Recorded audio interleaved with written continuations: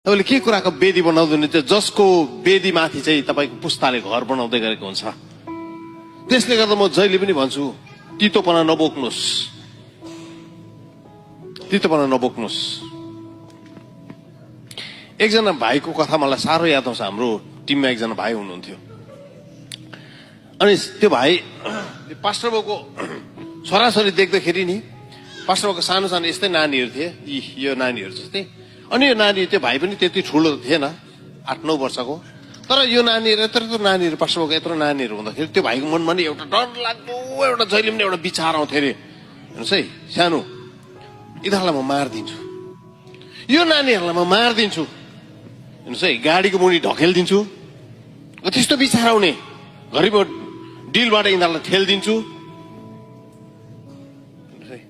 वा चर्चमा लुकेर म यिनीहरूलाई ढुङ्गाले हिर्काउँछु। जहिले पनि एकदमै सर्वनाश गर्ने, पास्टरको नानीलाई मार्ने, पास्टरको नानीलाई भत्काउने। अनि त्यो भाइ जवान भयो एक दिन, अनि पास्टरको नानीहरू अलिक ठुल्ठुलो भए। अनि एक दिन आराधनाको समयमा त्यो भाइले एउटा कुरा ग्रहण गर्यो, उसले मानिलियो। अनि के कुरा मानिलियो भन्दाखेरि नि त्यो भाइले के भन्यो भने नि, दाजु मलाई थाहा थिएन, पास्टर बाबुलाई भन्ने, दाजु मलाई थाहा थिएन, तर म आज तपाईँको अगाडि यो कुरा म कन्फेस गर्दैछु। तपाईँको नानीहरूलाई देख्दा जहिले पनि मैले तपाईँको नानीहरूलाई मार्नु मात्रै खोज्थेँ। यस्तो डरलाग्दो तितोपना आउँथ्यो मेरोमा।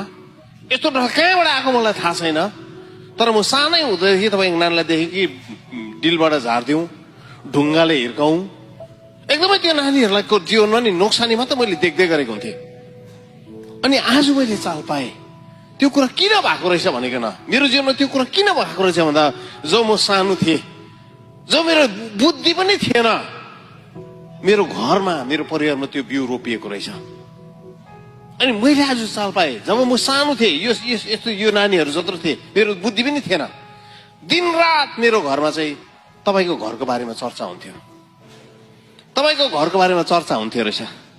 पास्टर यस्तो, पास्टर उस्तो, पास्टरले यसो गर्यो, उसो गर्यो, यो गर्यो, त्यो गर्यो, यस्तो डर लाग्यो। अनि म त, मेरो त बुद्धि थिएन, म त सानो नानी थिएँ, तर मलाई के भयो थाहा छैन, तर यस्तो डरलाग्दो त्यो सानो उमेरमा नै म भित्र एउटा तितोपना, एउटा क्रोध, एउटा आक्रोश,